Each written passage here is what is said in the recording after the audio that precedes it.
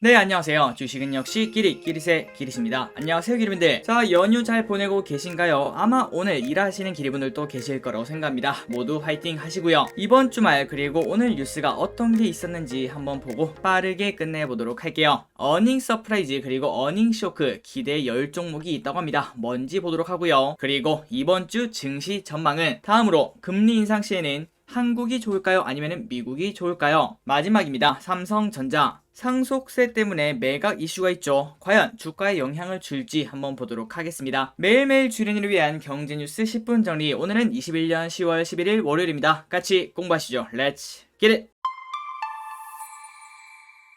자, 정말 빠르게 10분 내로 끝내보도록 노력을 해보도록 하겠습니다. 그리고 들어가기 앞서 좋아요 누르시면 저 기릿에게 매우 큰 힘이 됩니다. 정말 감사합니다. 첫 번째, 어닝 서프라이즈 주인공은 대한항공, 롯데정밀화학, 눈길, 삼성전자가 3분기 잠정 실적을 발표를 했습니다. 그냥 뜨뜻미지근했죠. 너무 좋지도 않고 너무 나쁘지도 않고. 자, 그리고 보통 삼성전자가 실적 발표를 하면은 그때부터 실적 시즌이 스타트를 끊었다 이렇게 생각을 많이들 합니다. 그래서 이때는 누가 봐도 실적이 깡패라는 거 이제 기리분들이 알고 계실 거라고 생각해요. 그래서 어닝 서프라이즈가 나올 만한 기업을 한번 찾아봤더니 최근 한 달 새 실적 전망치가 올라가며 실적 기대감이 커지는 업종은 경기 재개 리오프닝 수혜주로 꼽히는 항공, 그리고 판매 가격 인상 효과가 예상되는 철강, 최근 중국 전력난에 따른 수혜가 전망되는 일부 화학, 그리고 금리 인상 수혜가 예상되는 금융, 은행, 보험 등인 것으로 나타났다고 합니다. 그리고 금융투자 업계에서는 실적 시즌이 다가올수록 통상 실적 추정치의 정확도가 높아진다는 점을 감안해 실적 추정치가 높아지는 기업을 눈여겨보라 이렇게 조언하고 있다고 합니다. 그래서 바로 보도록 할게요. 실적 추정치가 올라가는 그리고 실적 추정치가 낮아지는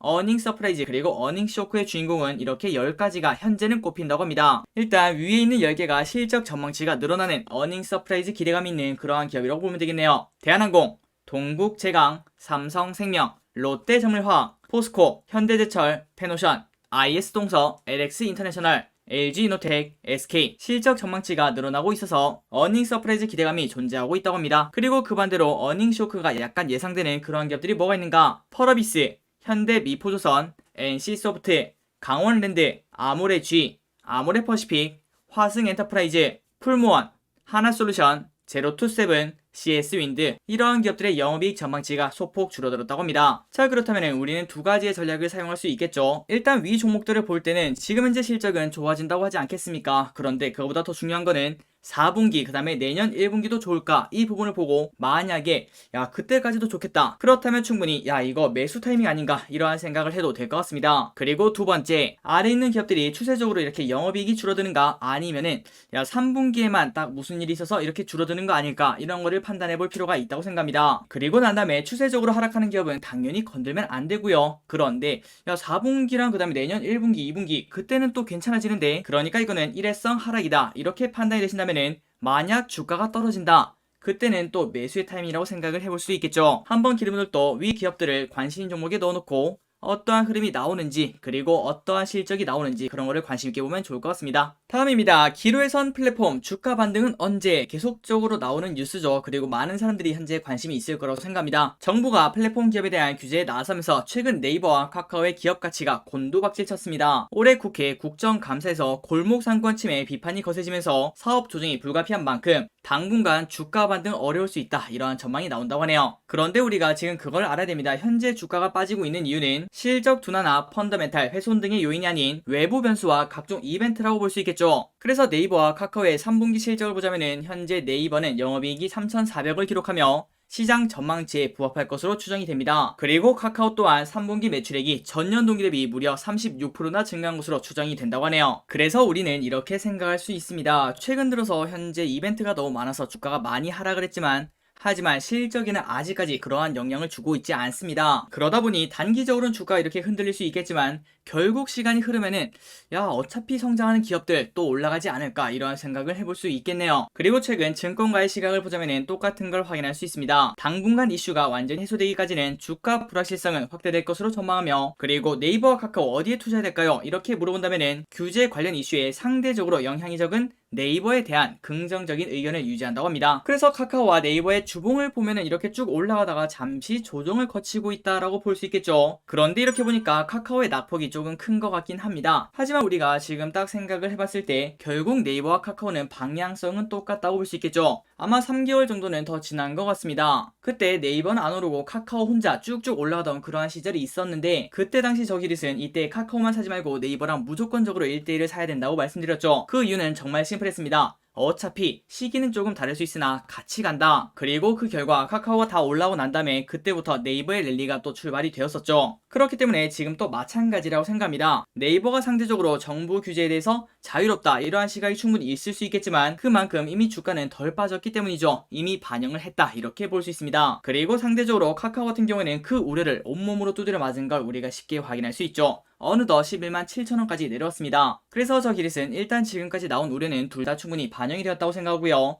그리고 방향성 결국 똑같기 때문에 만약에 기분들이 야 빅테크 또 사야 되지 않겠나, 네이버 카카오 또 사야 되지 않겠나 이러한 생각을 하신다면은 지난번과 똑같이 한쪽에만 몰려서 매수를 하는 것보다는 반반 치킨이 어떻겠나 이렇게 말씀드리고 싶습니다. 그리고 그 이유는 결국 방향은 똑같다 이러한 생각에서 출발을 했습니다.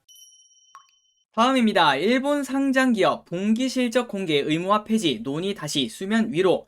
야, 이게 무슨 소린가? 그걸 봤더니 우리가 매 분기마다 실적을 공개하지 않겠습니까? 그런데 그거를 폐지를 한다고 하네요. 지금 딱 들었을 때는 야, 이걸 왜 폐지하지? 이런 생각이 드는데 한번 그 이유를 보도록 하겠습니다. 일본에서 상장 기업에 의무화된 분기별 실적 공개 제도를 없애는 방향으로 논의가 본격화될 전망이라고 합니다. 이번에 뽑힌 기시다 후미오 총리는 지난 8일 국회에서 행한 첫 소신 표명 연설에서 3개월 단위로 기업 실적을 발표토록 하는 분기 공시 제도를 개정하겠다는 뜻을 밝혔습니다. 자, 이거를 하는 이유는 정말 심플합니다. 실적 발표 대상 기간을 조금 더 길게 해서 단기적인 실적 올리기에 급급해하는 기업 문화를 바꿔보겠다는 취지지만, 하지만 이 부분은 우리한테는 조금 안 좋다고 볼 수 있겠죠. 투자자들은 그 기업에 직접 다니지도 않고 그 다음에 결국 우리가 확인할 수 있는 거는 3개월마다 실적 나오는 거 그거밖에 없는데, 하지만 이러한 공개가 확실하게 줄을 수밖에 없기 때문에 찬반 논란을 일으킬 것으로 보인다고 합니다. 그렇다면 지금 현재 일본만 이런 생각을 하는가, 그걸 봤더니 그게 아니네요. 이미 유럽연합은 2013년에 분기 실적 공개 제도를 없앴다고 하고요. 그리고 영국, 프랑스가 14년, 15년 그 뒤를 이은 바 있다고 합니다. 그리고 70년대부터 상장기업의 분기 공시를 의무화한 미국에서도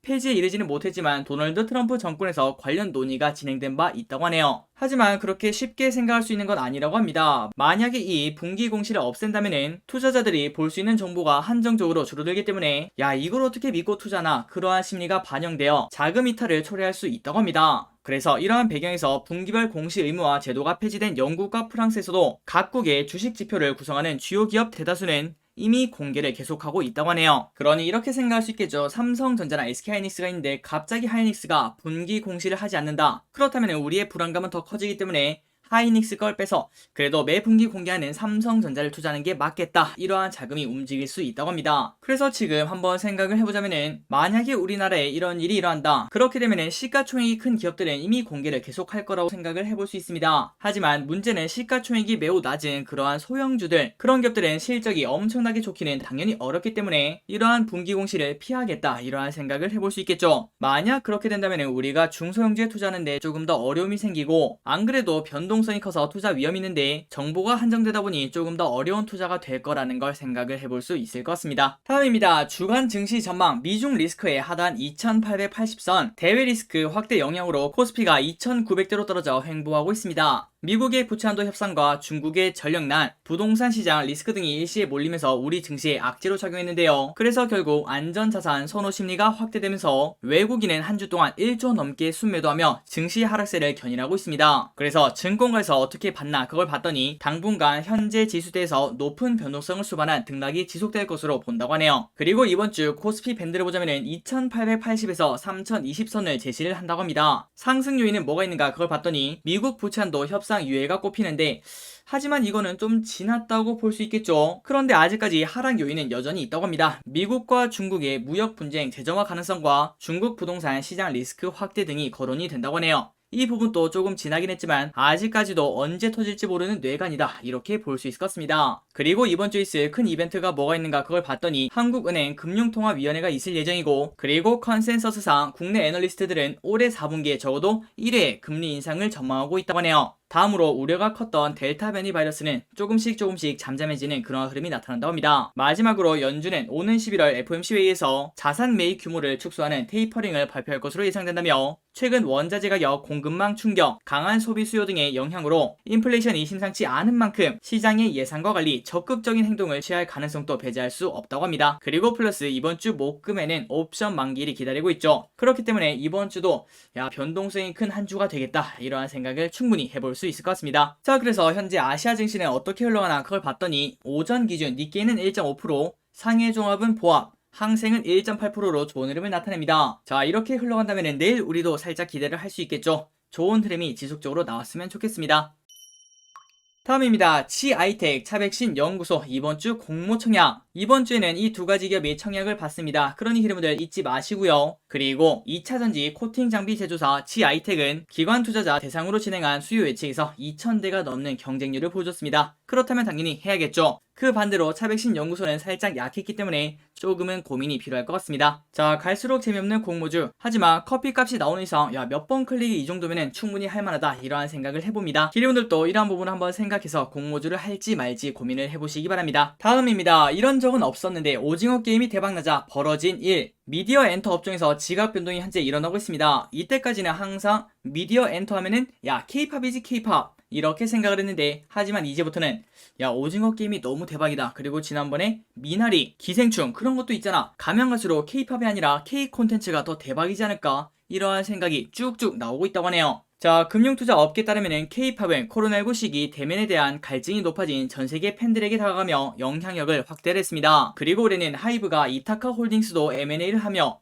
엄청나게 관심도가 높아졌죠. 그래서 그러한 영향으로 엔터주의 주가가 많이 올랐는데, 하지만 이제는 조금 시각이 바뀌고 있다고 합니다. 외신들도 우리나라가 오징어 게임으로 새로운 성장 동력을 확보했다, 이렇게 평가를 하고 있다고 합니다. 그러니 이제부터는 미디어 업종에 엔터주가 보여줬던 그러한 상승세, 그러한 관심도가 집중될 수 있다, 이렇게 볼 수 있다는 거겠죠. 한번 기능분들도 우리의 콘텐츠 사업에 관련된 기업들도 공부를 해보시면 좋을 것 같습니다. 다음입니다. 금리 인상기 나스닥 신흥국의 분리. 딱 제목에 답이 나와 있네요. 빠르게 보고 넘어가도록 하겠습니다. 금리가 갈수록 오른다, 이거는 기정사실입니다. 그렇다면은 우린 어디에 투자를 해야 될까, 이러한 고민이 있을 것 같은데, 일단 한번 내용을 보도록 할게요. 국내외 금리 인상 시기를 맞아 세계 증시에서 차별화가 진행 중이라고 합니다. 금리 인상은 기술주 중심의 나스닥 시장이나 자금 유출입에 직접 영향을 받는 신흥국의 약세장을 초래하고 있는데요. 특정 시장의 약세는 내년 금리 인상까지 당분간 지속될 것으로 현재 보인다고 합니다. KTB투자증권의 차트를 한번 보자면은 선진국들이 금리에 얼마나 민감한가, 그걸 딱 봤더니 미국 민감도가 가장 높은 걸 확인할 수 있고요. 그리고 그 안에서도 조금 차별화가 되어 있습니다. 오른쪽으로 보시면은 금리 민감도가 분명 존재하고 있지만 나스닥이 특별히 엄청나게 쭉쭉 민감한 걸 확인할 수 있네요. 그런 이 말을 다시 말하자면은 금리가 내릴 때는 미국 증시와 그 다음에 나스닥이 크게 오른다는 소리고, 그리고 금리가 오를 때는 미국은 상대적으로 상승폭이 약간 둔화될 수 있고, 그리고 플러스 특히 나스닥이 조금 더 크게 둔화될 수 있다, 이렇게 해석을 할 수 있습니다. 그리고 그 흐름은 아시아 신흥국 증시의 금리 민감도도 비슷하다고 볼 수 있는데요. 아시아 신흥국 중에서는 그동안 인도, 대만, 한국, 중국 이렇게 네 가지가 금리 하락에 따른 주가 상승폭이 컸다고 합니다. 그 말을 바꿔서 말하자면은 금리가 올라갈 때는 또 열심히 올랐던 인도, 대만, 한국, 중국, 이 순서대로 상승폭이 둔화가 될 수 있다는 거겠죠. 특히 인도 같은 경우에 가장 큰 부담을 느낄 수 있다고 합니다. 그래서 우리가 딱 이것만 봤을 때 어디에 투자해야 될까, 이걸 본다면은 한국에 투자하는 것보다는 중국에 투자하는 게 조금 더 유리할 수 있고, 그리고 미국에 투자한다면은 나스닥보다는 다우존스나 아니면 S&P 500 여기에 투자하는 게 조금 더 좋겠다, 이러한 생각을 해볼 수 있겠네요. 마지막 뉴스를 보도록 하겠습니다. 홍라희 삼성전자 주식 1조 4천억 판다. 깜짝 놀랄만한 뉴스죠. 과연 어느 정도 비중이고 그리고 왜 파는지 보도록 하겠습니다. 1조 4천억 규모의 삼성전자 지분을 홍라희 전 리움 미술 관장이 매도를 한다고 합니다. 그리고 그 이유는 유산에 대한 상속세를 마련하기 위해서 그렇다고 하네요. 그래서 1조 4천억이면은 삼성전자의 어느 정도 비중인가 그걸 봤더니, 자, 여기 보시면은 삼성전자 전체 주식의 0.3%에 해당을 한다고 합니다. 그러니 딱 이거만 보자면은